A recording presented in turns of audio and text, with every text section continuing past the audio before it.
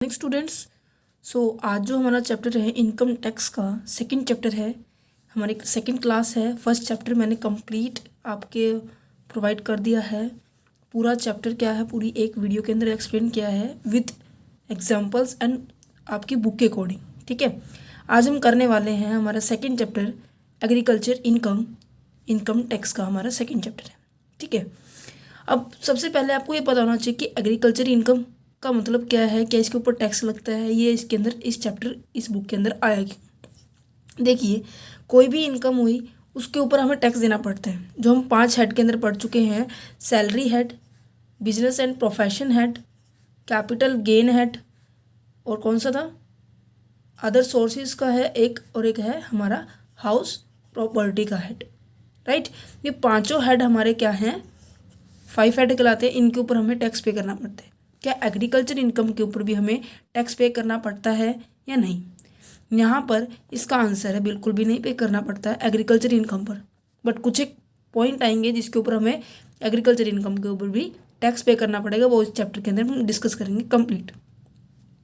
सो यहाँ पे सबसे पहला यही है कि जो भी इनकम हमें एग्रीकल्चर लैंड से हो, ये नहीं होता कि एग्रीकल्चर इनकम वही होगी जो एग्रीकल्चर से हो, बट मैटर ये भी करता है कि वो एग्रीकल्चर लैंड से होनी चाहिए। मतलब आपकी वो खुद की खेती की ज़मीन होनी चाहिए, आपने उसके ऊपर मेहनत की होनी चाहिए।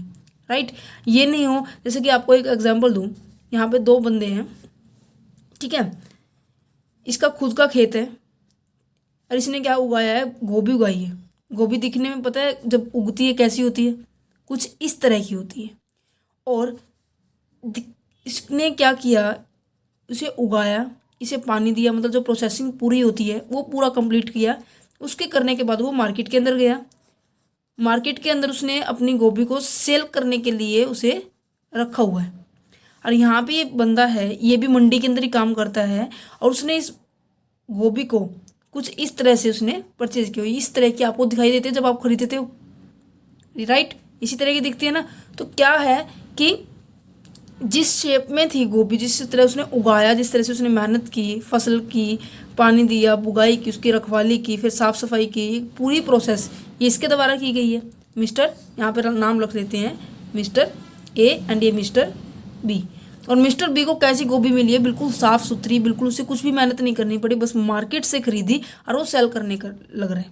राइट, तो यहाँ पे एग्रीकल्चर इनकम इसकी कहलाएंगे, ये इसका एक बिजनेस हो जाएगा। क्योंकि जो नॉर्मल सी बात है, अगर मैं अपनी समझाने अगर इजी वे में बताऊं, जिस पर्सन ने मिट्टी में क्या है अपनी मेहनत की है और उस मिट्टी से होने वाली इनकम एग्रीकल्चर इनकम कहलाएगी। और वो क्या है, हमारी एग्रीकल्चर पॉइंट से होनी चाहिए, मतलब खाने पीने के संबंधित होनी चाहिए।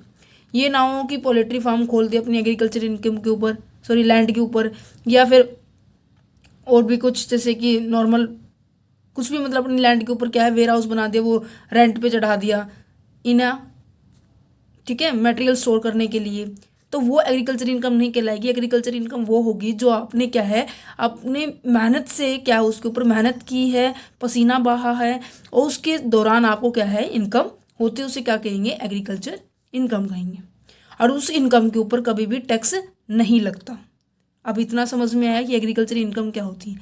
वैसे मैं आपको आगे समझाने वाली हूँ कि type of agriculture income. Agriculture income वैसे आपके माइंड में काफ़ी सारे पॉइंट्स उठेंगे कि ऐसे तो बहुत सारी इनकम्स होती हैं जो एग्रीकल्चर इनकम है, बट ये जो चैप्टर है बहुत लॉजिकल ही है, बहुत इंटरेस्टेड चैप्टर है। थोड़ा सा मतलब क्या है, इंटरेस्ट के साथ पढ़ना है आपको। राइट, क्योंकि इसमें इस चैप्टर में से कम क्या है 4 नंबर का बहुत इंपॉर्टेंट पॉइंट है। थ्योरी के पॉइंट ऑफ व्यू से ये चैप्टर बहुत इंपॉर्टेंट है। प्रैक्टिकल पॉइंट इसके अंदर से नहीं आने वाला। जैसे कि फर्स्ट चैप्टर आपका थ्योरी के लिए इंपॉर्टेंट था 15 नंबर के लिए, ये जो चैप्टर है आपका 4 नंबर के लिए इंपॉर्टेंट है। उसे नॉलेज होनी चाहिए, क्योंकि आप एक कॉमर्स के स्टूडेंट हो। इन फ्यूचर आपको क्या है आपकी इनकम के ऊपर भी, या फिर आपकी एग्रीकल्चर इनकम है उसके ऊपर भी आप क्या है अच्छे से टैक्स कैलकुलेट कर सकते हो। तो अब यहाँ बात करते हैं हम type of agriculture income under section 2 subsection 1A। Sections जरूर याद करना, मैं स्टार्टिंग से बोलते आ रही हूँ।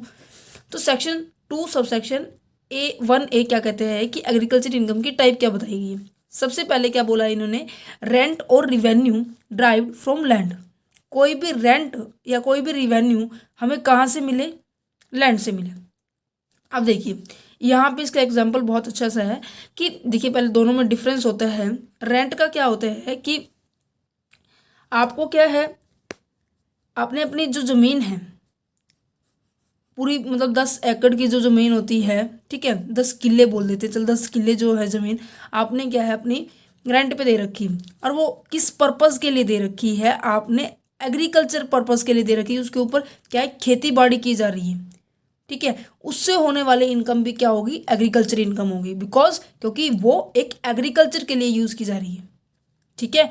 और यहाँ पर इनकम फ्रॉम एग्रीकल्चर ऑपरेशंस, हमें इनकम कहाँ से हो रही है, एग्रीकल्चर ऑपरेशन से। एग्रीकल्चर ऑपरेशन का मतलब ये होता है कि आप क्या कर रहे हो, आपने क्या है गोभी तैयार की, ठीक है, फसल पूरी, पहले आपने क्या किया, उसका बीज लगाया होगा खेत के अंदर, ठीक है। बीज लगाने के बाद उसकी थोड़ी सी कहते हैं ना कि प्यो दाना वो लगा आई होगी, फिर उसको कहीं और ट्रांसफ़र करना फिर उसके बाद उसे क्या है बीच बीच में क्या करना, पेस्टिसाइड्स का मतलब छिड़काव करना, मतलब ये जो दवाइयाँ होती हैं, ठीक है। फिर जो क्या है कुछ डंगे होते हैं उनको बाहर निकालना, ये सारी प्रोसेस के अंदर काम चलता है। ऑपरेशन का मतलब होता है जो आपका एक्टिविटी स्टार्टिंग से लेके एंड तक परफॉर्म करते हो जब तक वो प्रॉपर तैयार नहीं हो जाती, उसे बोला जाता है एग्रीकल्चर ऑपरेशन। उससे होने वाली इनकम भी क्या होगी आपकी, एग्रीकल्चर, क्योंकि आपकी बिल्कुल आपकी ज़मीन से रिलेटेड है ना। तो इनकम, नेक्स्ट पॉइंट कहते हैं कि income from farm house building attach to agriculture land. यहाँ पे देखना भी मैंने बोला था, कोई फार्म हाउस बना दिया, अगर आपने वो रेंट पे दे दिया तो उसके ऊपर भी आपको इनकम होने वाली एग्रीकल्चर इनकम नहीं ट्रीट करेंगे। बट यहाँ लिखा क्या हुआ है कि income from farm house building, ये इतना ठीक है। अटैच्ड, ये वर्ड बहुत इंपॉर्टेंट है। अगर वो अटैच नहीं हुई मीन्स कि ये आपकी एग्रीकल्चर लैंड है, ठीक है, और आपका एक किला छोड़कर दूसरे किले के अंदर क्या है आपका फार्म हाउस है, तो इससे होने वाली इनकम आप एग्रीकल्चर नहीं कहोगे। बट अगर आप यही आपका इलाका है, खेती है, और इसी खेती के ऊपर आपने क्या है फार्म हाउस बनाया, मतलब कि ये फार्म हाउस आपकी ज़मीन से क्या है अटैच्ड है, अटैच्ड हुई, तो दैट मीन्स उससे होने वाली इनकम भी क्या होगी, एग्रीकल्चर इनकम होगी। अगर वो सेपरेट है, मतलब बिल्कुल अगर थोड़ी सी भी दूरी आ गई है तो वो सेपरेट है, तो उससे क्या होगा, वो कैसी इनकम हो जाएगी, कैसी हो जाएगी, हाउस प्रॉपर्टी इनकम हो जाएगी, राइट। तो एग्रीकल्चर इनकम के अंदर क्या क्या इंक्लूड करेंगे हम, एग्रीकल्चर इनकम के अंदर हम रेंट और revenue drive from the land, जो हमने लैंड से रेंट रिसीव किया है। नेक्स्ट कहते हैं कि income from agriculture operations and income from farm house building attached to agriculture income, ठीक है।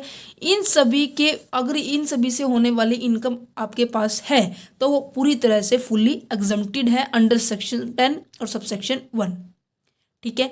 पूरा चैप्टर समझना, तभी आपको क्या है इनके, आपको भी लग रहा होगा कि यहाँ पे रेंट मना कर दिया, अब यहाँ हम बोल रहे, तो क्या है पूरा चैप्टर पढ़ोगे समझ में आ जाएगा, ठीक है।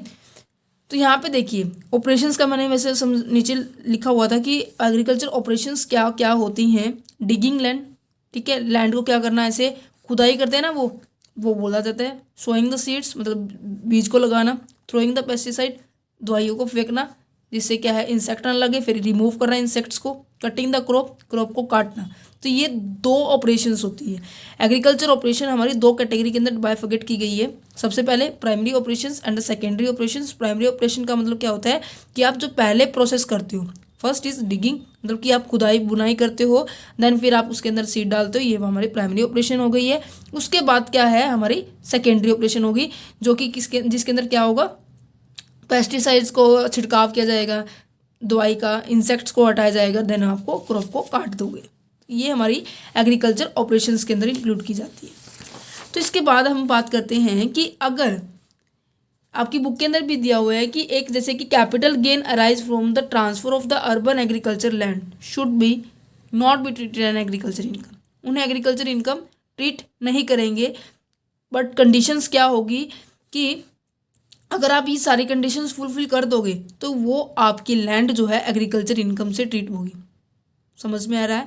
दैट मीन्स ज़रूरी नहीं है कि खेती से होने वाली इनकम एग्रीकल्चर इनकम ही हो, वो डिपेंड करता है कंडीशंस की, आपकी जो एग्रीकल्चर लैंड है वो कहाँ है, पर्पज़ क्या है उसका।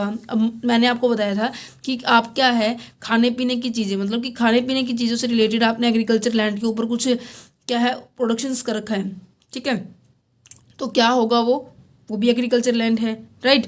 तो क्या है, अब देखिए, अब मैं यहाँ कहूँ कि मैंने पूरे खेत पे क्या है, पोल्ट्री फार्म बना रखा है, मुर्गी का पालन बना रखा है, ठीक है, तंबू गाड़ रखे हैं, तो क्या मेरी वो एग्रीकल्चर इनकम होगी? नहीं, क्योंकि एग्रीकल्चर पर्पज़ ही नहीं है, वो तो क्या है, एक अलग अपना बिजनेस एंड प्रोफेशन में कैलकुलेट होगा, ठीक है। तो यहाँ पे कहते हैं कि if the following conditions are satisfied the income from land is treated as a agriculture income. तो ये कंडीशंस कौन कौन सी है? सबसे पहली बात ये कहते हैं कि वो जो लैंड है आपकी, वो कहाँ होनी चाहिए? सिचुएटेड इन इंडिया, तभी इंडिया के प्रोविजंस आपके ऊपर अप्लाई होंगे, राइट। नेक्स्ट कहते हैं कि land use for agriculture purpose. Land किसके लिए यूज होनी चाहिए? एग्रीकल्चर पर्पज से होनी चाहिए, किसी और पर्पज से नहीं होनी चाहिए। नेक्स्ट कहते हैं कि इंटरेस्ट ऑन लैंड, आपका लैंड के ऊपर कुछ किसी भी तरह का इंटरेस्ट होना चाहिए, या तो आपकी खुद की लैंड होनी चाहिए, ओनर ऑफ ए लैंड होना चाहिए, या आपने किसी का किराए पर ले रखा है, जैसे किला, जैसे कि मेरे पास क्या है 10 किले हैं फिलहाल, ठीक है, उसमें से क्या है 4 किसी और को दे रखे, 4 पे खुद करते हैं और 6 पे हमने क्या कर रखा है, ठेके पे दे रखा है। तो यहाँ पे जो 6 हैं किसी और के लिए तो टेनेंट हो गए ना, किराएदार हो गए ना वो हमारे लिए, तो क्या है वो उनका लैंड के ऊपर इस तरह से किसी ना किसी तरह से इंटरेस्ट होना चाहिए, ठीक है। नेक्स्ट कहते हैं कि एग्रीकल्चर इनकम केवल कौन सी इंक्लूड की जाएगी? डायरेक्ट जो रिसीव होगी ना वही इंक्लूड की जाएगी, जो इनडायरेक्ट रिसीव होगी वो इंक्लूड नहीं की जाएगी। समझ में आई? ठीक है, तो इतना आपको क्लियर हो चुका होगा कि एग्रीकल्चर इनकम के अंदर 3 चीज़ें इंक्लूड की जाती है। सबसे पहला rent and revenue drive from the land, ठीक है। सेकंड कहते हैं कि एग्रीकल्चर ऑपरेशन से होने वाली इनकम। थर्ड कौन सी है? Income from a farm house. ये तो हमारी एग्रीकल्चर इनकम होगी, बट उन एग्रीकल्चर इनकम से होने के लिए क्या कंडीशन फॉलो करनी चाहिए? 4 कंडीशन फॉलो है करनी होनी पड़ेगी कि सबसे पहले लैंड कहाँ सिचुएटेड होनी चाहिए? इंडिया के अंदर। एग्रीकल्चर पर्पस के लिए होनी चाहिए, इंटरेस्ट ऑन लैंड होना चाहिए, चाहे वो किसी भी तरह का हो सकता है, या तो आप किसी से भट्टे पे ले रहे हो या फिर आप खुद उसके ओनर हो। और दूसरा, आपको डायरेक्ट रिसीव होनी चाहिए और इनडायरेक्ट रिसीव नहीं होनी चाहिए। अब यहाँ पे डायरेक्ट और इनडायरेक्ट लिखा क्यों हुआ है? देखो, मैंने आपको पीछे यहाँ एग्जांपल दिया था कि ये जो पर्सन है वो भी खुद उगाता है, पूरी प्रोसेस करता है, देन उसे सेल करने के लिए मार्केट में लेके जाता है, फिर ये मिस्टर बी अपनी रेडी पर, मतलब इससे खरीद कर क्या है अपनी रेडी पे सेल करने के लिए चला जाते हैं। अब यहाँ पे देखो, डायरेक्ट इनकम किसकी होगी? जिसने क्या है खुद उगाई बुगाई और सब क्या है मार्केट के अंदर सेल करने के लिए उसे इस शेप में लेके आया कि मार्केट में सीधा जाके सेल हो जाए, राइट। इसने तो क्या किया है, बनी बनाया सामान क्या है उठाकर सीधा बेच रहे हैं। जैसे हम वैसे करते हैं ना कि हम मैन्युफैक्चरिंग प्रोसेस के अंदर कि एक तो सामान बनाते हैं और एक बना बनाया सामान बेचते हैं, राइट। तो ये चीज़ें, ये जो खुद बनाएगा उसकी डायरेक्ट इनकम होगी, और जो indirect income in form of the agriculture income के बारे में बात कर रहे हैं हम, ठीक है, तो इसकी इनडायरेक्ट इनकम होगी। तो इनडायरेक्ट इनकम को एग्रीकल्चर इनकम के अंदर ट्रीट नहीं करेंगे। अब यहाँ पे बहुत सारे पॉइंट्स ऐसे हैं कि जो एग्रीकल्चर इनकम में आते हैं, बट नॉन एग्रीकल्चर इनकम में आने वाले केवल 10-12 पॉइंट हैं। आप अगर नॉन एग्रीकल्चर याद कर लोगे तो आपको क्या है, इनको छोड़ के जितने भी पॉइंट्स आएंगे वो नॉन एग्रीकल्चर इनकम हो जाएगी। तो आपके लिए आसान बनाने के लिए सबसे पहले आपको समझना होगा कि नॉन एग्रीकल्चर इनकम में क्या क्या इंक्लूड होंगे, ठीक है भाई। सबसे पहले पॉइंट आता है कि इनकम फ्रॉम मार्केट। मैं आपको शो भी कर देती हूँ, आपकी बुक के अंदर भी ये पॉइंट मिल जाएगा। यहाँ देखिए, इस तरह से मेरे पास जो पेज नंबर 21 है, ठीक है, non agriculture income from land, यहाँ पे 10-12 पॉइंट है, इनको हम डिस्कस करने वाले हैं, ठीक है। सो अगर मैं ये भी बताना चाहूँगी कि अगर इन नोट्स की आपको चाहिए तो आप मेरे टेलीग्राम ग्रुप पर ज्वाइन कर सकते हैं, और जो उस पर क्या है आपको सभी तरह की PDF अपलोड ऑलरेडी मिलेगी। मैं आपको पहले भी बता चुकी हूँ वैसे फर्स्ट चैप्टर के अंदर। जो स्टूडेंट्स नए हैं उनके लिए इन्फॉर्मेशन है, ठीक है। सो यहाँ पे income from the market, market से इनकम होना। अब देखिए, मार्केट से तो सभी को इनकम होते हैं, ऐसा कौन सा पर्सन जो मार्केट से इनकम नहीं करता, राइट। अब यहाँ पे एग्जाम्पल है सेल ऑफ वेजिटेबल। हम वापस गोभी का एग्जाम्पल लेकर चलेंगे। ये कहते हैं कि अगर कोई पर्सन मंडी से परचेज करता है, मिस्टर बी ने कहाँ से परचेज की थी? मंडी से परचेज की थी, ठीक है, उसकी क्या होगी इनकम? नॉन एग्रीकल्चर इनकम होगी, क्योंकि it is a source of income. उसका केवल एक सोर्स है, वो बिजनेस है उसका, राइट। क्योंकि उसने क्या है किसी भी तरह की अपनी उस जमीन पर मेहनत नहीं की, कोई भी मतलब प्रोसेस नहीं की एग्रीकल्चर की, राइट। और क्या है, उसने तो क्या किया, सामान बना बनाया देखा, जहाँ उसे रेट ठीक लगा मार्केट के अंदर, वहाँ से उसने परचेज कर लिया। तो ये पर्सन जहाँ जिसने मंडी से परचेज किया है उसकी वो इनकम एग्रीकल्चर इनकम नहीं कहलाएगी। क्लियर। अगर if a produce in agriculture land, अगर किसी बंदे ने, किसी व्यक्ति ने अपनी जो सामान है एग्रीकल्चर लैंड पर खुद प्रोड्यूस की है, तो उसकी इनकम क्या कहलाई जाएगी, एग्रीकल्चर इनकम कहलाई जाएगी। आपको बाय फॉरगेट हो रहा होगा, अब बिल्कुल समझ में आ रहा होगा कि एग्रीकल्चर इनकम कौन सी है, नॉन एग्रीकल्चर इनकम कौन सी। ठीक है भाई। नेक्स्ट कहते हैं कि इनकम फ्रॉम स्टोन क्वेरीज। ये कहते हैं कि जो इनकम होना कहाँ से, ईंटों के भट्टे, इसका मतलब होता है ईंटों के भट्टे। अब ये देखिए, आपकी ज़मीन पर, ये कहते हैं कि मेरी ज़मीन पे तो ना ईंटों के बड़े बड़े भट्टे लगे हुए हैं और उनसे क्या है, मेरा पैसा आ रहा है। ठीक है। अब वो आपने देखे भी होंगे, ऐसी इस शेप में होते हैं वो, कुछ इस टाइप में। तो यहाँ से आने वाली इनकम क्या एग्रीकल्चर इनकम होगी क्या? वो हाँ मेहनत तो कर रहे हैं अपनी ज़मीन पर, क्या वो खाने पीने से संबंधित या फिर पौधे उगाने से संबंधित है? नहीं ना। तो इस तरह की इनकम एग्रीकल्चर इनकम नहीं होगी, वो क्या होगा, बिजनेस एंड प्रोफेशन की इनकम ट्रीट हो जाएगी, नॉट अ एग्रीकल्चर इनकम। समझ में आया? तो यहाँ पे थर्ड पॉइंट कहते हैं कि इनकम फ्रॉम माइनिंग रॉयल्टी। ये कहते हैं कि हमारी एक बंदा ऐसे कह रहा है कि हमारी ज़मीन में तो ना क्या है, खनिज पदार्थ निकलते हैं और वो मेरी एग्रीकल्चर इनकम होगी। क्या वो एग्रीकल्चर इनकम होगी? बिल्कुल भी नहीं होगी, क्योंकि वो खनिज पदार्थ है, not a agriculture produce system. No, आप उसे कुछ खा नहीं सकते उससे। ठीक है। This is a natural resources. ये आपका क्या है, नेचुरल रिसोर्सेज है। नेचुरल रिसोर्सेज का एक इनकम है, एग्रीकल्चर का इनकम नहीं कहलाएंगे, क्योंकि ये माइनिंग रॉयल्टी भाई। ठीक है। चाहे आप आपकी ज़मीन से अंदर चाहे सोना निकल रहा हो, चाहे हीरे निकल रहे हो, वो आपकी एग्रीकल्चर इनकम नहीं होगी अगर आप उसको सेल करती हो तो। ठीक है। नेक्स्ट कहते हैं कि income from land use for storing agriculture produce.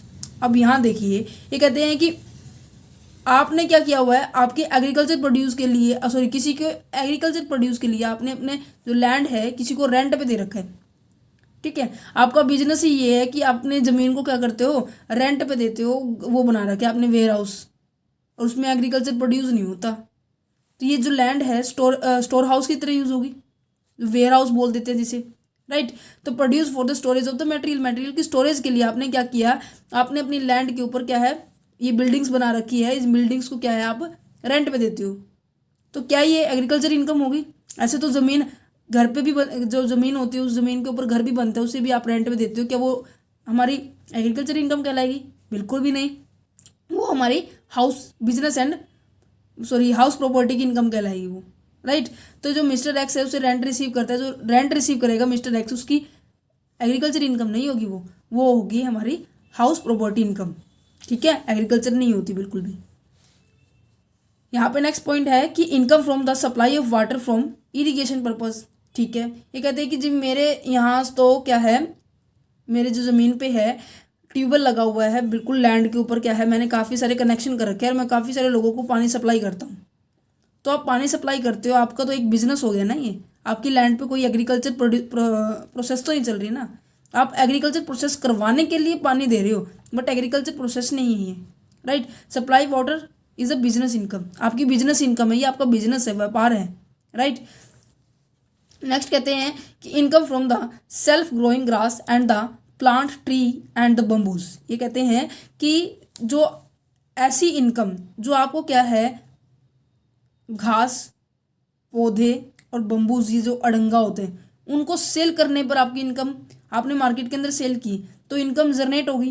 क्या वो एग्रीकल्चर इनकम होगी? बताइए मुझे। बिल्कुल भी नहीं होगी, क्योंकि आपने उसके ऊपर कोई मेहनत नहीं की। अब यहाँ पे क्या लिखा हुआ है, सेल्फ, जो ये कोटेशन होती है वो आपको बिल्कुल ध्यान से पढ़नी है। ये कहते हैं कि सेल्फ ग्रोइंग, कई बार क्या होता है कि हम क्या करते हैं, पौधे उगाते हैं, साथ साथ में कुछ अड़ंगा अपने आप उग जाते हैं बिना मेहनत किए, तो उनको आप क्या है, काट देते हो।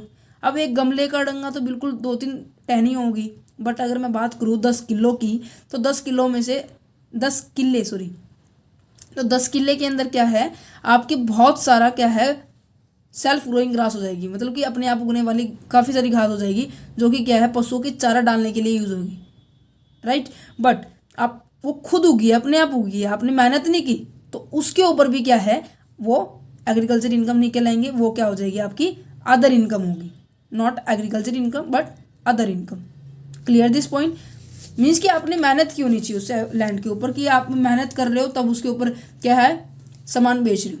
नेक्स्ट कहते हैं कि remuneration received as a manager of an agriculture farm. ठीक है, एक बंदा ऐसे कह रहा है कि मेरे पास एक खेती है, सॉरी मैं एक ऐसी खेती का मतलब फार्म, एक खेतों का क्या करता हूँ, मैनेज करता हूँ, उसे देखता रहता हूँ, उससे होने वाली इनकम मेरी एग्रीकल्चर इनकम होगी। बिल्कुल, क्या वो क्या सुपरवाइजर करने वाला बंदा, उसे क्या एग्रीकल्चर इनकम कहेंगे उसे जो सैलरी मिलने वाली है? बिल्कुल भी नहीं, क्योंकि मैनेजर को, सुपरवाइजर को केवल सैलरी मिलती है, फार्मर की इनकम क्या होती है, एग्रीकल्चर इनकम होती है। तो वर्कर एज ए सुपरवाइजिंग, वो वर्क कैसे कर रहा है, एक देखभाल कर रहा है, उसी निगरानी रख रहा है, उसे क्या रिसीव होने वाली है, सैलरी रिसीव होने वाली है, नॉट एग्रीकल्चर इनकम में ट्रीट नहीं करेंगे। ठीक है, नेक्स्ट कहते हैं कि income from dairy farming, poultry farming etcetera. Income कहाँ से हो रही है, डेयरी से हो रही है। आपने क्या किया, अपने खेतों में क्या कर ली, डेयरी बना ली है, क्या उससे इनकम होगी एग्रीकल्चर इनकम? बिल्कुल भी नहीं। बट हाँ, क्या है, पशुपालन करने के लिए आपने स्पेशल खेत में क्या कर रखा है, घास उगा रखी है, घास से आने वाली इनकम एग्रीकल्चर इनकम होगी। बट क्या है, डेयरी खोल रखी है आपने, वो एग्रीकल्चर इनकम नहीं होगी। कुछ बच्चों के माइंड में क्वेश्चन उठ रहा होगा कि जो नर्सरी वाले व्यक्ति होते हैं, जो नर्सरी करते हैं, क्या उनकी एग्रीकल्चर इनकम होती है? यस, बिल्कुल उनकी एग्रीकल्चर इनकम होती है। वो मेहनत करते हैं, मिट्टी के ऊपर पौधे उगाते हैं, कुछ ना कुछ खाने पीने सेहत के लिए रिगार्डिंग होती है, राइट। तो डेयरी पशुपालन, जो गाय भैंस होती है, उनको क्या है, चारे के लिए उन्हें घास उगाने वाले जो एरिया होगा, लैंड होगी, उस लैंड पे वो घास उगाएंगे, तो उससे होने वाली इनकम क्या होगी, एग्रीकल्चर इनकम होगी। बट डेयरी खोलने से, फार्मिंग करने से, क्या है, पोल्ट्री फार्मिंग करने से, इनसे क्या है, एग्रीकल्चर इनकम उसे ट्रीट नहीं करेंगे। ठीक है, 10th पॉइंट कहते हैं कि income from the interest on arrear of the rent of agriculture land. बहुत इंटरेस्टिंग पॉइंट है ये कहते हैं कि इनकम होना कहाँ से, interest on arrear of rent of agriculture land. देखिए, रेंट ऑफ एग्रीकल्चर लैंड तो हमारी एग्रीकल्चर इनकम होती है, बट इंटरेस्ट ऑन एरियर का क्या चक्कर है भाई? ये कहता है कि मान लो मिस्टर एक्स है, उसने 2 साल पहले क्या है, मुझसे क्या है, खेत क्या है, रेंट पे लिए थे, और उसने रेंट पे नहीं किया अभी तक। मान लो कि उसने 2019 के अंदर मुझसे क्या है, खेत रेंट पे लिए थे और उसका किराया बनता है 40,000, राइट।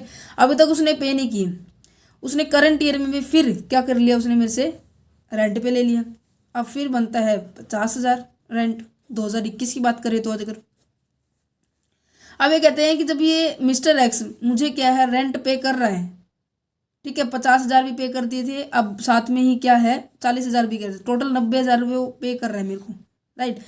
तो मेरा ये कोई इंटरेस्ट, मेरी ये इनकम जो होगी ना, जो मैं ये कहूँगी कि 40,000 के ऊपर मुझे इंटरेस्ट दे भाई तू, एट द रेट ऑफ 10%। ये जो 400 रुपये होगी, ये मेरी एग्रीकल्चर इनकम नहीं होगी, ये एग्रीकल्चर इनकम नहीं होगी। यही बात बोली गई है कि income from interest on arrear of, किसके ऊपर इंटरेस्ट लगना, इस 40,000 के ऊपर। तो इस इंटरेस्ट, इस इनकम के ऊपर जो 40,000 के ऊपर जो इंटरेस्ट लगेगा, जो एरियर थी जो 40,000 रुपये, उसके ऊपर लगने वाला इंटरेस्ट एग्रीकल्चर इनकम नहीं होगी। Previous year rent amount plus जो इंटरेस्ट है, एग्रीकल्चर इनकम ट्रीट नहीं होगी।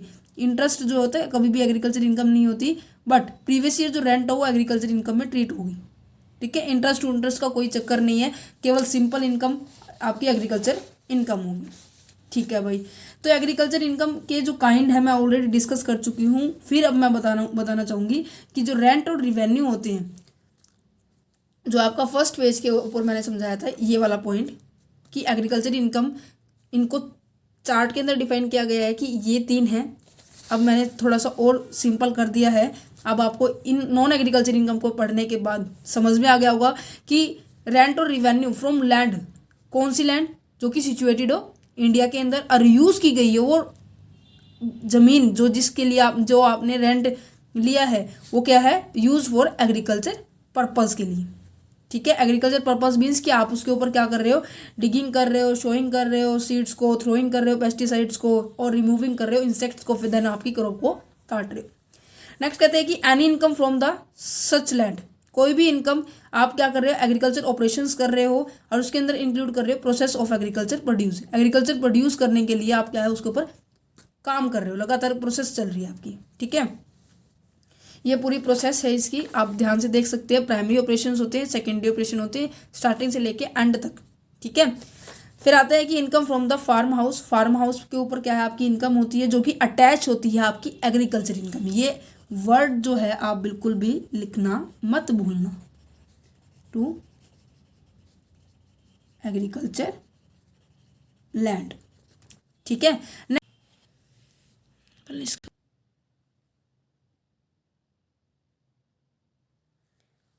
नेक्स्ट कहते हैं कि income from sapling and the seeding. Income कहाँ से होना, सैपलिंग एंड सीडिंग से। सैपलिंग होता है बुगाई करना, बीजों को बोना, सीडिंग मतलब बीजों को बोने की प्रक्रिया को बोला गया, ठीक है। मीन्स कि जो नर्सरी के अंदर जो काम करते हैं उन व्यक्तियों के रिगार्डिंग बोला गया है। तो यहाँ पे कहते हैं growing in a nursery shall be deemed to be the agriculture income. Agriculture income जहाँ नर्सरी के अंदर जो भी बुगाई हो रही है कि जो पौधे उगाते हैं वो भी उनको सेल करने पर भी क्या होगी उनकी एग्रीकल्चर इनकम होगी, ठीक है भाई। अब आपको agriculture income non agriculture income के बारे में पता लग गया होगा। अब हम डिस्कस करने वाले हैं पार्शियली एग्रीकल्चर इनकम। मीन्स कि आधी एग्रीकल्चर होती है, आधी नॉन एग्रीकल्चर इनकम होती है। एग्रीकल्चर इनकम के बारे में अब थोड़ा सा डिस्कस हो चुका है, अब क्लियर भी हो चुका होगा। अब नॉन एग्रीकल्चर इनकम क्या होती है कि जो आपको 5 हेड बताए थे, ठीक है, इनकम टैक्स का इसको पंजा भी बोलते हैं। ये जो 5 हेड बताए थे उन दोनों को मिलाकर, इन दोनों को मिला के इंटीग्रेट मीन्स कि इनका जो कंपोजिट इनकम होगी वो हमारी पार्शियल एग्रीकल्चर इनकम होगी, कॉम्बिनेशन दोनों का, राइट। तो यहाँ पे हम पढ़ते हैं पार्शियल एग्रीकल्चर इनकम क्या होती है। देखो, partial agriculture income is the income where SSC is growing agriculture produce. जहाँ पर एसएससी क्या करता है मीन्स कि जो टैक्स पे करता है, फर्स्ट चैप्टर के अंदर डिस्कस किया था, पूरा बेसिक था वो। एसएससी वो होता है जो टैक्स पे करता है, is growing agriculture produce, agriculture produce के लिए वो मेहनत कर रहा है, and use them as the raw material for manufacturing of product, sorry, ठीक है। उसने क्या किया, एग्रीकल्चर प्रोड्यूस किया, ठीक है, और जो एग्रीकल्चर प्रोड्यूस किया है उसको रॉ मटेरियल की तरह यूज कर रहा है फॉर मैन्युफैक्चरिंग का प्रोडक्ट, प्रोडक्ट को बनाने के लिए मैन्युफैक्चरिंग कर रहा है, ठीक है। तो ये क्या होगी, income from the sale of the product. ये जो इनकम होगी इस प्रोडक्ट को सेल करने पर, ये कैसी इनकम होगी, पार्शियल एग्रीकल्चर इनकम। और जो ये रॉ मटेरियल होगा ये कैसी इनकम होगी, एग्रीकल्चर इनकम। एग्जाम्पल के तौर पे आपने कॉटन कपास का पौधा देखा होगा, फिलहाल इस तरह का होता है कपास का पौधा, ठीक है। तो कपास के पौधे के अंदर क्या है, रुई लगी होती है, ठीक है, कपास लगी होती है फिलहाल इस तरह से, ठीक है। और उससे क्या है, काटा जाता है, मीन्स कि उसे साफ किया जाता है। और जो अब देखिए कपास आई है कहाँ से, पौधों से। एग्रीकल्चर ये आपने क्या है, मेहनत की, उसे उगाया है, उसे मतलब उसके ऊपर छिड़काव किया है पेस्टिसाइड्स का, फिर उसको इंसेक्ट हटाए हैं। तो क्या है कि जो आपकी कपास होगी वो आपकी क्या होगी, एग्रीकल्चर इनकम होगी। और एक इंडस्ट्री के लिए कपास क्या होगी आपके, उसकी रॉ मटेरियल होगी, कच्चा मटेरियल होगा, क्योंकि वो उस कपास से क्या बनाने वाला है, क्लॉथ बनाने वाला है, कपड़े बनाने वाला है। तो रॉ मटेरियल क्या होगी, कपास, और जो कपास से कपड़े बनेंगे वो क्या होगा, हमारा प्रोडक्ट। तो कपड़ों को बेचकर जो पैसा होगा वो नॉन एग्रीकल्चर इनकम होगी, और जो कपास होगी वो हमारी एग्रीकल्चर इनकम होगी, ठीक है। अगर वो दोनों चीज़ एक ही व्यक्ति कर रहा है, उसके खेत भी उसने कपास उगाए और उसकी खुद की इंडस्ट्री भी, उसने वो कपास अपनी इंडस्ट्री के अंदर यूज़ कर ली है, तो क्या है, उस व्यक्ति की 2 तरह की इनकम होगी, एग्रीकल्चर इनकम भी होगी और एक नॉन एग्रीकल्चर इनकम होगी, राइट। समझ में आ गया ये पॉइंट, एग्जाम्पल बहुत अच्छा था, आपको समझ में आना भी चाहिए, ठीक है। तो यहाँ पे इसके अंदर क्या है कि कौन कौन पर्सन पार्शियल एग्रीकल्चर इनकम के अंदर मतलब क्या है, टैक्सेबल होंगे। कंपनी को छोड़ के, सीधा लॉजिक करते, कंपनी को छोड़ के सारे पर्सन, चाहे उसके अंदर इंडिविजुअल आ जाए, जॉइंट हिंदू फैमिली आ जाए, BOI आ जाए, AOP आ जाए, इंडिविजुअल आ जाए, सभी पर्सन क्या है, इंक्लूड होंगे, ठीक है। किसको छोड़ के, कंपनी को छोड़ के, ठीक है भाई। इसके अंदर एग्जम्पशंस लिमिट वही अप्लाई होंगी जो आपको बेसिक चैप्टर के अंदर समझाया था मैंने, फर्स्ट चैप्टर के अंदर। जो बिलो 60 से होंगे जनरल पब्लिक होंगी, नॉर्मल स्टेज जो है उनकी क्या रहेगी, 2.5 लाख से जो आगे 2.5, 5, 5, 20, बैलेंस 30। अबोव 60, बिलो 80 उसे क्या कहते हैं, सीनियर सिटीजन बोलते हैं। और जो अबोव 80 होता है उसे क्या बोलते हैं, सुपर सीनियर सिटीजन होता है। तो आपका पिछला चैप्टर भी रिवाइज हो रहा है, ठीक है। तो यहाँ पे क्या है, आपको ये समझ में आ गई। अब देखिए कि कैसे एग्रीकल्चर इनकम को कैलकुलेट किया जाता है in point of a income tax. How much agriculture income is exempted from income tax, कितनी अमाउंट एग्जम्प्टेड है इनकम टैक्स के लिए, मतलब कि आपको कितनी एग्रीकल्चर इनकम है जो कि आप जिसके ऊपर आपको क्या है टैक्स पे नहीं करना पड़ता। If total income is less than ₹500, 5,000 से अगर किसी व्यक्ति की एग्रीकल्चर इनकम कम है तो उसके ऊपर टैक्स नहीं लगेगा, ठीक है, पहली कंडीशन। दूसरी कहते हैं कि income source is only agriculture no other. दूसरी पॉइंट कहते हैं कि उसका इनकम का सोर्स केवल एग्रीकल्चर इनकम होना चाहिए, कोई दूसरा नहीं होना चाहिए, ठीक है जी। व्हेन यू हैव बोथ, अगर आपके दोनों हैं, जैसे अभी मैंने मिस्टर एक्स का एग्जांपल लिया था कि उसके खुद के खेत भी है, जिसने उसमें से क्या किया, कपास उगाई, कपास से फिर उसने अपनी इंडस्ट्री के अंदर लगाया, इंडस्ट्री लगाने के बाद वो कपड़े बना के आगे बेच रहा है, तो उसके पास दोनों है। अगर आपके पास क्या है, दोनों हैं, एग्रीकल्चर भी है नॉन एग्रीकल्चर भी है, तो कैसे टोटल इनकम को कैलकुलेट किया जाएगा, कैसे आपकी एग्जम्पशन लिमिट को क्या है कैलकुलेट किया जाएगा, कैसे आपके ऊपर टैक्स लगेगा, वो हम बात करते हैं।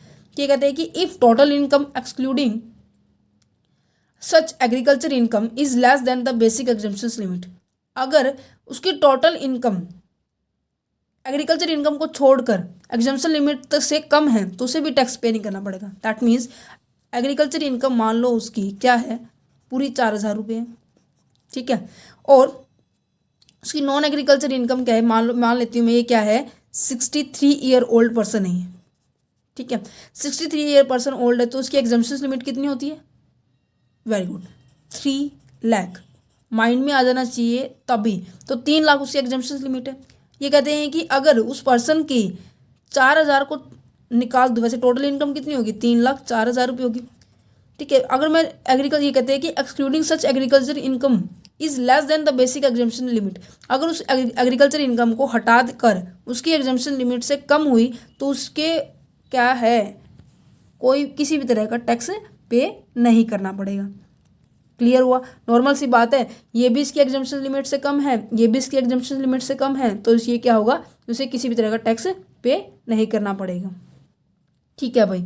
अब ये कहते हैं कि in future by the default ये क्या है 10,000 हो जाती है, फिर 1 लाख हो जाती है एग्रीकल्चर इनकम, तो क्या आपको टैक्स पे करना पड़ेगा, जी बिल्कुल, अभी बताते हैं। ये कहते हैं कि tax liability compute if agriculture income exceed the 5,000, तो कैसे कैलकुलेट करेंगे, इसके 3 स्टेप है, बहुत ध्यान से समझना, ठीक है।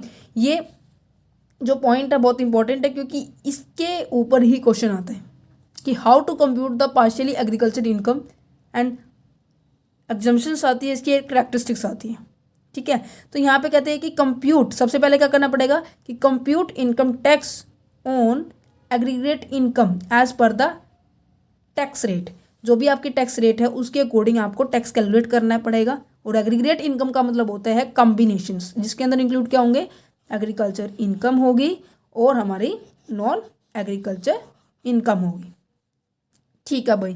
नेक्स्ट कहते हैं कि दोनों पे कैलकुलेट कर लोगे। नेक्स्ट कहते हैं कि compute the income tax on sum of amount of basic exemptions limit plus agriculture income as per the tax rate, ठीक है। ये कहते हैं कि फिर किसके ऊपर टैक्स कैलकुलेट करना है, आपकी जितनी भी एग्जम्पशंस लिमिट है, जैसे कि हमारे इस एग्जांपल के अंदर 63 ईयर वाले पर्सन की कितनी एग्जम्पशन लिमिट है, 3 लाख, तो इसके अंदर कितने इंक्लूड होंगे, 3 लाख, और एग्रीकल्चर इनकम जितनी भी होगी वो, उनको ऐड कर हमें क्या करना है, फिर हमें टैक्स कैलकुलेट करना है, किसके according, as per the tax rate के अकॉर्डिंग, ठीक है भाई, कर लेंगे। नेक्स्ट कहते हैं कि थर्ड स्टेप कि जो भी हमारा फर्स्ट है, जो भी हमारे फर्स्ट में अमाउंट आई थी वो, और जो हमारे सेकंड में अमाउंट आई है वो, दोनों को लेस करेंगे, वो टैक्स लायबिलिटी उस साल की हमारी होगी। ये तो हो गया अभी फिलहाल नॉर्मल समझाने का। अब आपको एग्जाम्पल देके समझाती हूँ क्या है ये पूरा प्रोसेस। एग्जाम्पल के अंदर क्या है, एक इंडिविजुअल है जो कि 63 ईयर ओल्ड है, ठीक है भाई। उसकी टोटल इनकम क्या है, टोटल इनकम होगी इसकी 4,50,000, ठीक है। तो इसकी एग्रीकल्चर इनकम कितनी है, 1 लाख है। नॉन एग्रीकल्चर इनकम है 3,50,000, ठीक है। अब देखते हैं कि कैसे इसके ऊपर एग्रीकल्चर इनकम के ऊपर हम टैक्स कैलकुलेट करते हैं। मैंने सबसे पहला पॉइंट क्या बताया था कि total agriculture income, aggregate income. Aggregate income मतलब दोनों को इकट्ठा करके टैक्स लगाने वाले हैं। और इसकी टैक्स रेट पता होगी, जो 63 ईयर ओल्ड होते हैं, कि पहले 3 लाख के ऊपर नील, नेक्स्ट 2 लाख के ऊपर 5% टैक्स लगेगा, और नेक्स्ट 5 लाख के ऊपर 20%, और जो बैलेंस बचेगा आपका उसके ऊपर कितने परसेंट लगने वाला है, 30%। ये जो टैक्स रेट है मैंने आपको फर्स्ट चैप्टर के अंदर बताया था, ठीक है। सो यहाँ पे कैसे कैलकुलेट करेंगे, 4,50,000 है तो पहले 3 लाख के ऊपर कुछ नहीं लगने वाला, ये लिखा था। नेक्स्ट जो 2 लाख होंगे उसके ऊपर 5% लगने वाला है। बट आपके पास क्या है, टोटल ही 4,50,000 रुपये है। तो इसमें से अगर मैं 3 लाख माइनस कर दूँ तो आपके पास बैलेंस कितना बचेगा, 1,50,000 रुपये, राइट। तो 1,50,000 रुपये हो गया। तो 1,50,000 के ऊपर कितना परसेंट लगने वाला है, 5%। तो 5% लगेगा तो 7,500 रुपये हो जाएगा। फर्स्ट स्टेप जो आपका हो गया कंप्लीट। नेक्स्ट स्टेप कहते हैं कि compute total income on the sum of amount of basic exemptions plus के एग्रीकल्चर इनकम, यही लिखा था। तो यहाँ पे इसकी बेसिक एग्जम्पशंस कितनी है, कितनी है, 3 लाख, यही बताई थी, ठीक है भाई। मिनिमम एग्जम्पशंस कितनी है, 3 लाख। एग्रीकल्चर इनकम कितनी है इसकी, 1 लाख, ठीक है। दोनों को प्लस कर दिया तो कितना हो जाएगा, 4 लाख, ठीक है भाई। इतना स्टेप हो गया समझ में। तो पहले 3 लाख के ऊपर क्या होगा, नील होगा, वही प्रोसेस चलने वाली है। अब इसमें से देखना है आपको अमाउंट। अब नेक्स्ट कितने बच गए, 4 लाख में से 3 लाख तो हमने क्या कर दिया, इसके ऊपर तो हमें टैक्स पे करना ही नहीं। नेक्स्ट 1 लाख बच गया। तो 1 लाख के ऊपर कितना टैक्स आने वाला है, 5%। तो 5% के ऊपर 5% लगाऊं तो मैं 1 लाख के ऊपर तो कितना हो गया, 5,000। तो क्या होगा, 5,000 हमारा क्या होगा, इस तरह के टैक्स आ जाएगा। अब थर्ड स्टेप क्या था कि जो आपका पहले पॉइंट में आया था और जो सेकंड में आया था, दोनों का डिफरेंस। दैट मीन्स कि step number 1 less step number 2। Step number में कितने आए थे, ये आया था, एक सेकेंड, 7,500 माइनस के 5,000, तो कितना हो गया, 2,500। ये इसकी टैक्स लायबिलिटी बनेगी। Clear this point. तो यहाँ पे क्या करना है, सबसे पहले टोटल इनकम के ऊपर टैक्स लगाना है, चाहे उसके अंदर एग्रीकल्चर इनकम हो या नॉन एग्रीकल्चर इनकम हो। फिर क्या करना है, एग्रीकल्चर इनकम तो लेनी ही लेनी है, बेसिक जो एग्जम्पशंस लिमिट होती है, मिनिमम एग्जम्पशंस लिमिट होती है, वो लेनी है। दोनों को ऐड करके क्या करना है, फिर टैक्स लगाना है, फिर दोनों का डिफरेंस करना है। स्टेप हो गया खत्म। अब आपकी बुक का एग्जाम्पल लेती हूँ मैं। बुक का एग्जाम्पल है हमारा 10th है शायद ये, हाँ 10th इलिस्ट्रेशन है। आपको मैं दिखा भी देती हूँ, देखिए 10th एग्जाम्पल मैंने उठाया है। सारे एग्जाम्पल बहुत आसान हैं, ठीक है। यहाँ पे क्या लिखा हुआ है, compute tax liability of mister x who has an agriculture income of 80,000 and non agriculture income is 8 lakh. इसको हम पूरा करने वाले हैं, ठीक है। जो आपको समझाया है अभी उसी के साथ साथ हम करने वाले हैं। देखिए अब सबसे पहला पॉइंट क्या था हमारा कि क्या करना है हमें। सबसे पहले पॉइंट में हमें क्या करना था कि टोटल इनकम के ऊपर क्या है, टैक्स लगाना था। स्टेप नंबर 1 कि एग्रीगेट इनकम के ऊपर हमें क्या लगाना है, टैक्स लगाना है। तो इसके अंदर क्या होगा, एग्रीकल्चर इनकम भी होगी प्लस नॉन एग्रीकल्चर इनकम होगी। अब एग्रीकल्चर इनकम कितनी है, 80,000 और नॉन एग्रीकल्चर इनकम कितनी है, 8 लाख। टोटल कितनी होगी है, 8,80,000, ठीक है भाई। अब हम इसके ऊपर क्या लगाने से स्टार्ट कर रहे हैं, टैक्स लगाना स्टार्ट कर रहे हैं। तो फर्स्ट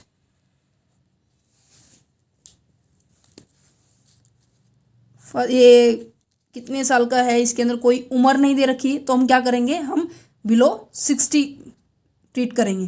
तो फर्स्ट 2.5 लाख के ऊपर क्या है, नील रहेगा। नेक्स्ट 2.5 लाख के ऊपर क्या है 5% लगने वाला है। तो 5% कितना होता है 12,500। ठीक है, अब आपके पास देखो 8,80,000 रुपये थे, ठीक ना। तो आपने कितने का कैलकुलेशन कर लिया है, 2.5 या 2.5 कितना हो गया 5। तो 5 लाख इसमें से अगर मैं लेस करके दिखाऊँ आपको मैं, तो आपके पास कितना बच गया 3,80,000। ठीक है भाई। तो नेक्स्ट जो है आपके 3,80,000 के ऊपर आप कितना लगने वाला है, अब लगने वाला है 20%। 20% कितना होता है इसका, ये होता है 76,000।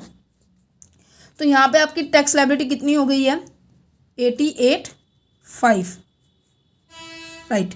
ये आपकी टैक्स लायबिलिटी होगी इस स्टेप के अकॉर्डिंग, स्टेप नंबर फर्स्ट के अकॉर्डिंग। ठीक है भाई। अब नेक्स्ट स्टेप क्या रहता है कि कंप्यूट करना कि टोटल इनकम के ऊपर on sum of amount of basic exemptions plus के एग्रीकल्चर इनकम। तो आपकी यहाँ पे बेसिक एग्जम्पशंस कितनी है, बेसिक एग्जम्पशन हमारी 2.5 लाख है, प्लस आपकी एग्रीकल्चर इनकम कितनी है वो देखनी। तो बेसिक एग्जम्पशंस कितनी है 2.5 लाख, एग्रीकल्चर इनकम कितनी है 80,000। तो लगाइए, तो इनका टोटल कितना हो गया, ये हो गया 3,30,000 रुपये। ठीक है भाई। 3,30,000 होने के बाद हम पहले फर्स्ट टैक्स लगाना है अभी इनके ऊपर। फर्स्ट 2.5 लाख के ऊपर क्या है नील। नेक्स्ट कितना बच गया 2.5 लेस कर देने के बाद हमारे पास कितना बचेगा 80,000 बचेगा। आपको करके भी दिखा रही हूँ मैं, लेस करने के बाद आपके पास 80,000 बचेगा। तो नेक्स्ट 80,000 के ऊपर आपको कितने % लगाना है एट द रेट ऑफ 25%। अभी देखिए कि जब आप 80,000 के ऊपर 5% लगाएंगे तो कितना आएगा, देखिए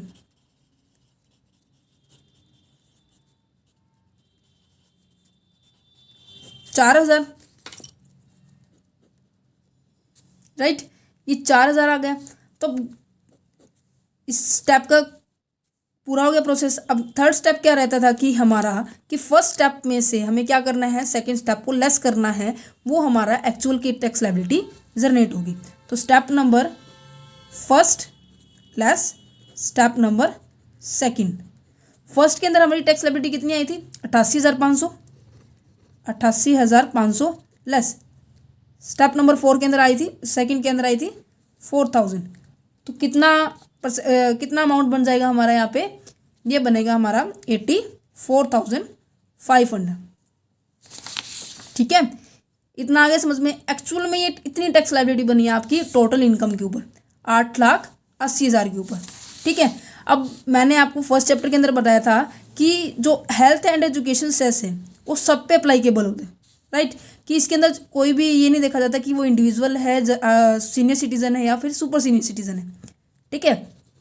तो यहाँ पे 4% इस वाली अमाउंट पे 84,500 के ऊपर 4% लगने वाला है, जो कि बैठने वो आएगा 33,080। आप ऐसे कैलकुलेट करना है इसको 84,500 इंटू 5 4 इंटू डिवाइड 100। ठीक है, ये आएगा। ये हमें क्या करना पड़ता है, गवर्नमेंट को पे करना पड़ता है हेल्थ एंड एजुकेशन से। तो इसको ऐड करेंगे क्योंकि हमें पे करना है तो ऐड करना होता है। ठीक है। और कोई छूट मिलती है तो उसे लेस करना होता है। इसके अंदर ना तो रिबेट मिल रही है ना मार्जिनल रिलीफ मिल रहा है आपको। तो यहाँ पे आपकी टोटल टैक्स लायबिलिटी 87,880 रुपये बनेगी। क्लियर हुआ ये पॉइंट। ये इलिस्ट्रेशन नंबर 10 है, आपकी बुक के अंदर भी है, बिल्कुल अच्छे से करना ही है। ठीक है। अब इसके बाद हमारा लास्ट पॉइंट है, लास्ट 2 पॉइंट रहते हैं। कैपिटल जो गेन अराइज होता है from the transfer of agriculture land, and last is exemption limit, जो कि बहुत इंपॉर्टेंट है 4 मार्क्स के लिए। ठीक है। तो सबसे पहले हम यहाँ करते हैं कि agriculture gain arise from the transfer of agriculture land. अब यहाँ पे जब आप कैपिटल गेन का जब चैप्टर पढ़ेंगे तो उसके अंदर ये बहुत डीपली डिस्क्राइब किया गया है कि कैसे कैसे हम एग्जम्पशंस लेते हैं, कैसे कैसे ट्रीटमेंट होती है उनकी। तो यहाँ पे केवल हम एग्रीकल्चर लैंड की कर रहे हैं। ठीक है, कि एग्रीकल्चर लैंड को जब हम सेल करते हैं या फिर किसी को ट्रांसफ़र कर देते हैं तो उससे होने वाली इनकम क्या उसके ऊपर टैक्स लगेगा या नहीं लगेगा। हम वही बात करने वाले हैं।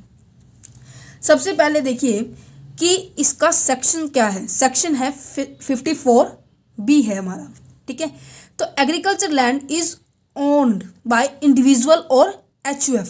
ये कहते हैं कि जो भी पर्सन अपनी भूमि को, अपनी ज़मीन को किसी दूसरे पर्सन को ट्रांसफ़र कर रहा है, उसकी बात की जा रही है। तो क्या है कि कभी भी कोई भी पर्सन अपनी लैंड को किसी दूसरे पर्सन को ट्रांसफ़र करते हैं। मान लो कि जैसे कि मेरे पास ज़मीन थी, वो जब मैंने ख़रीदी थी तब वो 2 करोड़ की थी, ठीक है। अब मैं जब सेल कर रही हूँ, 2019 के अंदर मैंने ख़रीदी थी, ठीक है। अब मैं सेल कर रही हूँ 2021 के अंदर, तो उसकी वैल्यू क्या है, 4 करोड़ हो गई है, राइट। तो ये जो 4 करोड़ रुपए होंगे, क्या इनके ऊपर टैक्स लगेगा या नहीं लगेगा, उनकी बात की जा रही है। कि जब हम ट्रांसफ़र कर देते हैं अपनी एग्रीकल्चर लैंड को,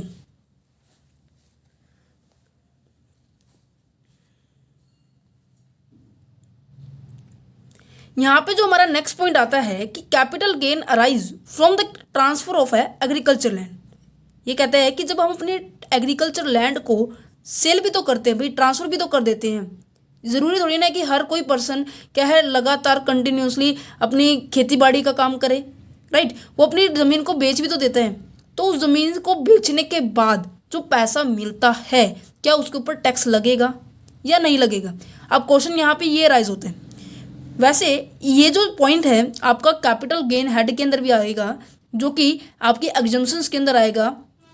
उसमें कहते हैं कि जो कैपिटल गेन होगी कहाँ से, ट्रांसफ़र करने से। कैपिटल गेन का मतलब क्या था कि जब भी कोई हम फिक्स एसेट्स को सेल करते हैं और सेल करने के बाद आपको क्या है, कुछ हाई प्रॉफिट हो जाता है, उसको क्या बोला जाएंगे, कैपिटल गेन। और उसके अलावा आपको लॉस हो जाता है तो उसे क्या बोलेंगे, कैपिटल लॉस। देखिए यहाँ पे एग्जांपल मैंने ऑलरेडी लिखा हुआ है कि ये कहते हैं कि 2019 के अंदर मेरे पास कोई ज़मीन थी जिसकी कीमत क्या है, 2 करोड़ थी, ठीक है भाई। अब 2021 के अंदर उसकी कीमत कितनी हो गई, 4 करोड़ हो गई है, जिसकी डबल हो गई है। अब मेरे को पैसे की भी ज़रूरत है और मैंने क्या कर दिया, अपनी ज़मीन को सेल कर दिया। तो ये 4 करोड़ है, क्या मेरे इन 4 करोड़ के ऊपर टैक्स लगेगा या नहीं लगेगा। क्वेश्चन यहाँ ये राइज होते हैं। तो टैक्स लगेगा या नहीं लगेगा हम पढ़ने वाले हैं अंडर सेक्शन 54B। बिल्कुल ध्यान से समझना। एग्रीकल्चर लैंड इज, सबसे पहली बात उन्हीं के ऊपर टैक्स के रिगार्डिंग हम बात करने वाले हैं जिनकी एग्रीकल्चर लैंड किसकी होगी, एक इंडिविजुअल की होगी या फिर HUF, हिंदू अनडिवाइडेड फैमिली, जिसे हम जॉइंट हिंदू फैमिली भी बोलते हैं, ठीक है। तो नेक्स्ट पॉइंट कहते हैं कि पहली बात तो क्या है, फर्स्ट पॉइंट इज कि वो इंडिविजुअल और HUF होना चाहिए। सेकंड कहते हैं कि that land was in the 2 year immediately preceding the date of the transfer being either by the assessee or his parent or a HUF for a agriculture purpose। समझ में आया, बिल्कुल भी नहीं आया होगा। ये कह रहा है कि आप जब सेल कर रहे हो 2021 के अंदर, जब मैं सेल कर रही हूँ तो सेल करने के 2 साल पहले वो लैंड मैंने किस लिए यूज़ की होगी, एग्रीकल्चर पर्पज़ के लिए यूज़ की होनी चाहिए। बिना एग्रीकल्चर पर्पज़ के यूज़ किए अगर तो आप ज़मीन बेच रहे हो ना, वो बिकेगी नहीं, और बेच दी तो वो उसके ऊपर टैक्स की इनकम जो इनकम होगी उसके ऊपर टैक्स कैलकुलेट किया जाएगा। यही कह रहे हैं कि द लैंड वाज, जो आपकी ज़मीन थी, in the 2 year immediately proceeding the date of transfer being, जिस डेट को आप ट्रांसफ़र कर रहे हैं उसके इमीडिएटली 2 साल पहले की बात कर रहे हैं, चाहे वो एसएससी हो, चाहे उसके पेरेंट्स हो या HUF हो, वो किसके लिए यूज़ होनी चाहिए, एग्रीकल्चर पर्पज़ के लिए यूज़ होनी चाहिए, ठीक है भाई। अब 2 साल पहले की तो बात हो गई है, ठीक है। अब ये कहते हैं कि अगर कोई व्यक्ति, मैंने बेच दिए, चल मैंने 2 साल पहले क्या है एग्रीकल्चर पर्पज़ के लिए यूज़ कर रखी थी और मैं क्या है एक इंडिविजुअल भी हूँ, ठीक है। तो जो 4 करोड़ होंगे उनको क्या, उनका क्या यूज़ होगा कि जो मिस्टर एक्स है, कोई भी पर्सन है यहाँ पे, उन्हें परचेज करनी पड़ेगी within a period of 2 year from the date of transfer any other land for the agriculture purpose. तो आपको ज़मीन भी दूसरी 2 साल के अंदर ही क्या करनी पड़ेगी, एग्रीकल्चर पर्पज़ के लिए ज़मीन दूसरी खरीदनी पड़ेगी। समझ में आया पॉइंट। एक इंडिविजुअल होना चाहिए, 2 साल पहले उसे एग्रीकल्चर की लैंड के लिए यूज़ होना चाहिए वो बेचने से पहले, और जो बेचने के बाद वो क्या है 2 साल के अंदर एक दूसरी एग्रीकल्चर लैंड क्या है उसे परचेज करनी पड़ेगी, ठीक है। अब भी बात करते हैं, उसने वो दोबारा से परचेज कर ली 2021 के अंदर, मैंने क्या है परचेज कर लिया एक एग्रीकल्चर लैंड 4 करोड़ के अंदर ही। अगेन। तो क्या है, मैं इस ज़मीन को कितने साल तक नहीं बेच सकती? 3 साल का लॉक इन पीरियड होता है कि मैं इस ज़मीन को अभी नहीं बेच सकती, 3 साल के बाद मैं कभी भी बेच सकती हूँ, राइट। तो यहाँ पे ये पॉइंट भी आपको, चौथा पॉइंट है यहाँ पे, ये पॉइंट याद करना पड़ेगा। आई होप मैं भूल गई यहाँ लिखना, ठीक है, बट आप याद रखना। अब यहाँ पे बात करते हैं, ये तो हो गया कि प्रोसीजर कि आपको कैसे करना है, कब खरीदना है, कितना लॉक इन पीरियड है, ठीक है। तो आपको छूट मिलेगी या नहीं मिलेगी, बात ये उठती है, टैक्स देना पड़ेगा नहीं देना पड़ेगा। तो यहाँ पे कहते हैं कि कैपिटल गेन अराइज, आपका कैपिटल गेन अराइज हुआ, बट उस कैपिटल गेन से आपको क्या करनी पड़ेगी, उसी अमाउंट से आपको आपकी नई लैंड क्या है, परचेज करनी पड़ेगी। Cost of a new agriculture land purchased, अगर आपने क्या है उतने ही अमाउंट में, उतने ही क्या है रेंज के अंदर आपने न्यू एग्रीकल्चर लैंड परचेज कर ली, तो जितनी भी कॉस्ट आएगी ना न्यू एग्रीकल्चर की, उसके ऊपर कोई पैसा नहीं देना पड़ेगा। जैसे कि आप क्या करते हो, जब कोई घर लेते हो नया, तो उसके ऊपर हमें टैक्स पे करना पड़ता है, आपको पता हो। बट एग्रीकल्चर लैंड अगर आप ऐसे क्या करते हो, एज इट इज़ उसे यूज़ कर लेते हो, उस पैसे को इन एग्रीकल्चर पर्पज़ के लिए और एग्रीकल्चर लैंड पे यूज़ कर लेते हो विद इन अ 2 ईयर, तो आपको क्या है एग्जम्पशंस मिलेगी, गेट फुल एग्जम्पशन, पूरी एग्जम्पशंस मिलेगी, ठीक है। नेक्स्ट कहते हैं कि if the amount of a capital gain is not utilised, कई बार क्या होता है कि काफ़ी सारे व्यक्ति क्या है ज़रूरी समझते हैं कि मैं एग्रीकल्चर लैंड ही परचेज़ करूँ, वो कुछ और बिजनेस करना चाहता हो उन पैसों का, या फिर कुछ और कहीं इन्वेस्ट करना चाहता हो। ज़रूरी थोड़ी ना है कि हर व्यक्ति का इंटेंशन एक ही होता हो, तो उनके लिए भी एक आइडिया है।